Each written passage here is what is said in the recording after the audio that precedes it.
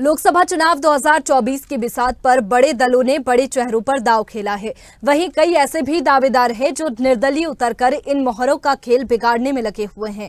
इन निर्दलीय प्रत्याशियों की निर्दल का मतलब होता है जो किसी भी रजिस्टर्ड दल से संबंधित न हो। निर्दलीय उम्मीदवार पूरी तरह से स्वतंत्र होते हैं, इसलिए इन्हें इंडिपेंडेंट कैंडिडेट भी कहा जाता है। तो चलिए आपको बताते हैं कि अब तक कितनी बार निर्दलीय उम्मीदवारों ने अपना जलवा बिखेरा और किन किन दलों का राजनीतिक समीकरण बिगाड़ा। देखिए खास रिपोर्ट।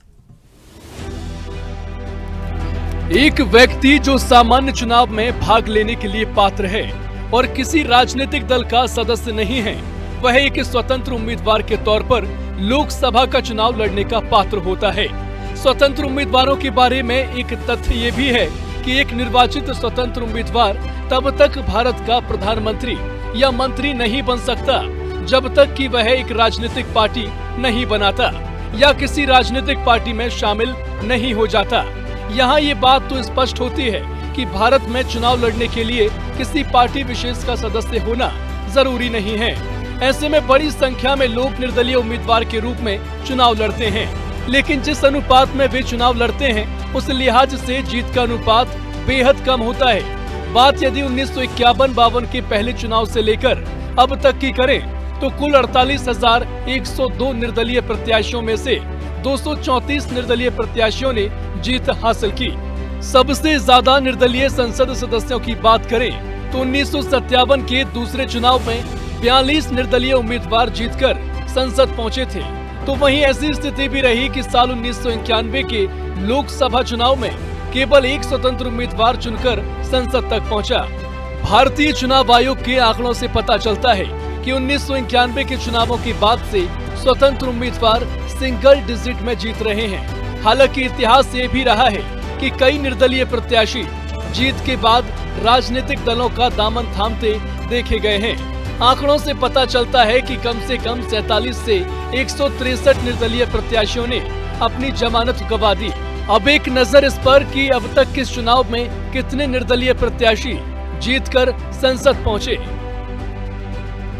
साल 1951-52 कुल निर्दलीय प्रत्याशी 533, जीते 37। साल 1957 कुल निर्दलीय प्रत्याशी 481, जीते 42। साल 1962 कुल निर्दलीय प्रत्याशी 479, जीते 20।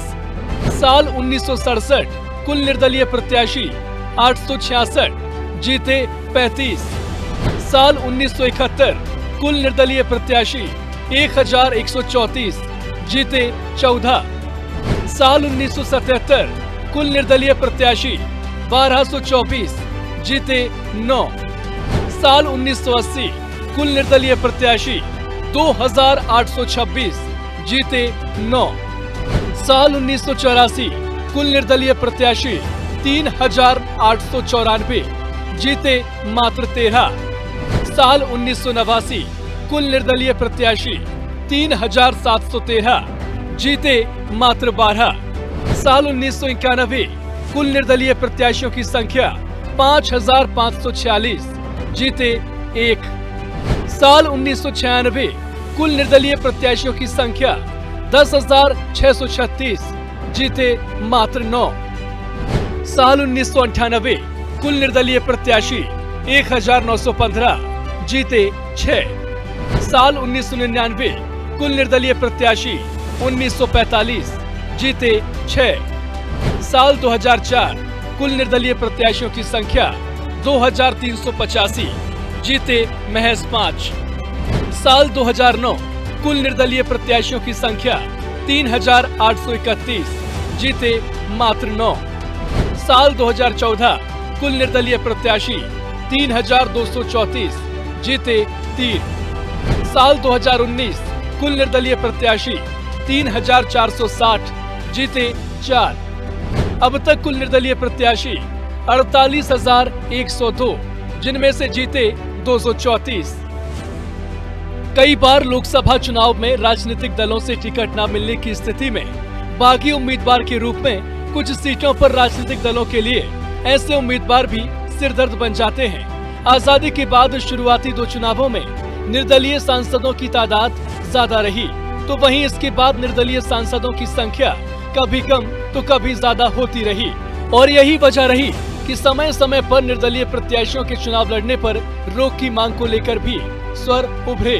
बात 2024 में हो रहे चुनाव की करें तो लोकसभा चुनाव में उत्तर से दक्षिण तक ऐसे कई उदाहरण हैं जहां बागियों ने निर्दलीय प्रत्याशी के तौर पर सियासी दलों की टेंशन बढ़ा रखी है। चुनाव मैदान में ताल ठोक रहे ऐसे बागी निर्दलीय उम्मीदवारों को कोई वोट कटवा बता रहा है तो कोई डमी कैंडिडेट। हर कोई अपने अपने हिसाब से निर्दलीय चुनाव लड़ रहे नेताओं की कैटेगरी का निर्धारण कर रहा है। हालांकि अब देखना होगा कि इस चुनाव में बागी उम्मीदवार क्या छाप छोड़ते हैं। निर्दलीय किस पार्टी के लिए मसीहा बनेंगे और किसको नफा नुकसान पहुंचाएंगे। स्पेशल डेस्क स्वदेश न्यूज।